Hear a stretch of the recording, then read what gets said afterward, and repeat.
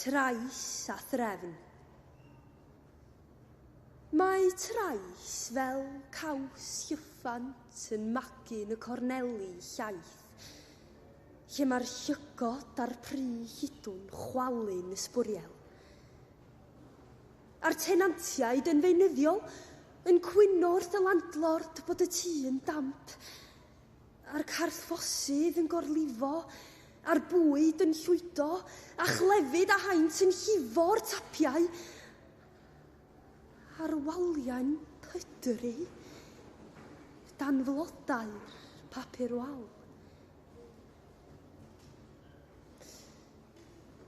A daw'r landlord heibio neu siwt a'i wen orau, a rhoi cot o baent ar y papur wal, a sowdl ar y crachod hydw, a chrafu'r caws llyffant i fwcad blastig, a chwyno nad oes grant i ddadlwcio'r garthfos, a bod yn rhaid aros am 19 mis ar agor cyn cael pres gan y cyngor i ailosod y sylfeini, a llenwi'r bylchau yn y meini.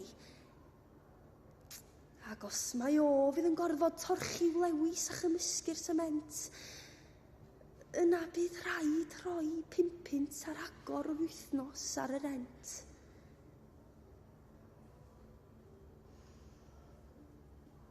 Ac mae'r drws yn cau, a'r caws llyffant yn magu'n y corneli llaeth.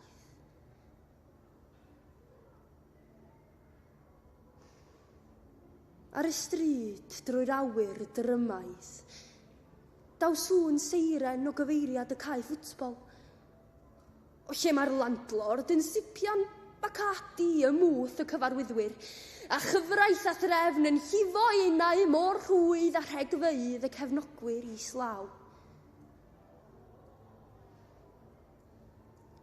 Ac mae trais yn magu'n y corneli llaeth. A'r bobl yn chwalu'n weddillion cartrefi a chymunedau. A chyfraith a threfn yn llifo enau gwleidyddion a herwgipiodd ei gwaith, ei gobaith, a'i gweddiau.